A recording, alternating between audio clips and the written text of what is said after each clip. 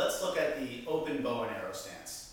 As a quick review, we can remember that in a bow and arrow stance, one leg is bent and one leg is straight. This is true of all the bow and arrow stances. There are three major bow and arrow stances around. We're going to start this out like we do with all bow and arrows in a horse stance, because that's the standard position, that's the basic position. All right, we'll put the hands on the waist or in chamber and open up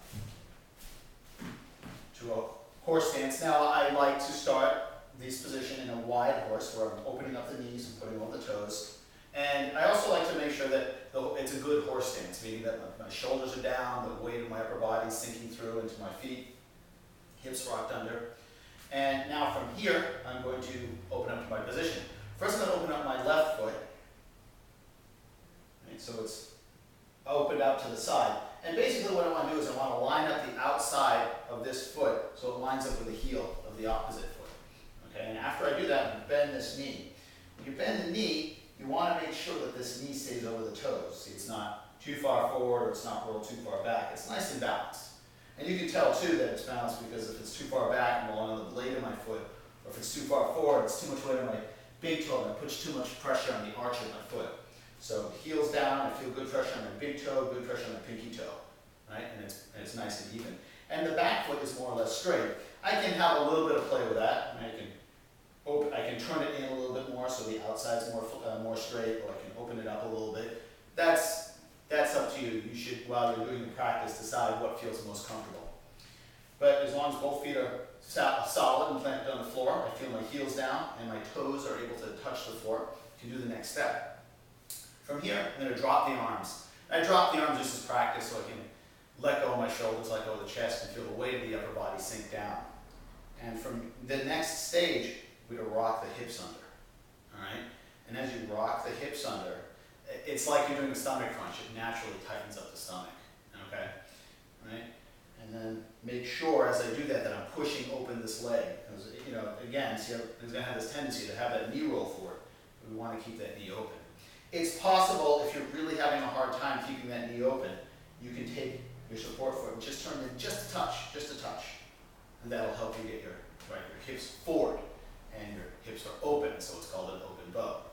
Right? So here I am. I'm going to put the hands on the hips, rock the hips under, and crunch under. Right? Now relax. The weight of the upper body sinks down.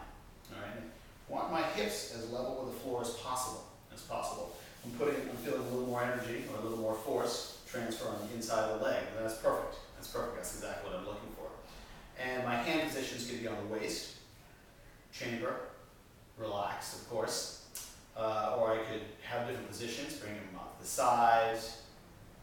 Right? Or what I personally like in a position is a praying position with the palms together, elbows out. And I can practice like an up high, into the heart, the lower dantian, back to the waist. Right? And then simply just rotating that foot forward to go back to the horse stance and do the same thing on the opposite side. So you open up that foot, bend that knee, find my comfortable position, relax, hip forward, and open up the knees. All right. Now I'll take a breath in.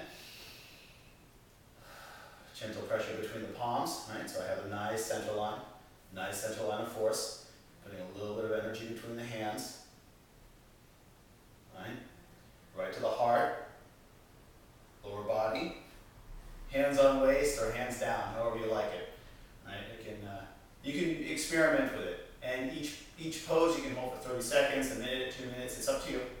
But don't go so much that you're completely straining and suffering. The point is to gradually let your body or weight sink into your hips and into your spine, and that'll help balance you. It'll help actually align your hips. It'll help open up your hips. It'll help balance out your sacrum and your lower back. And we can come back to the horse stance and then finish posture from there. Just as a quick aside, let's say I'm doing this facing or almost facing, right? You can see that knee is over the foot. You can also see that I can change the position of my hip just by changing the position of that back supporting foot, right? You can check. That's too far open. That might be too far shut. You always want to go to that perfect, comfortable position. Right? And that is the open bow stance.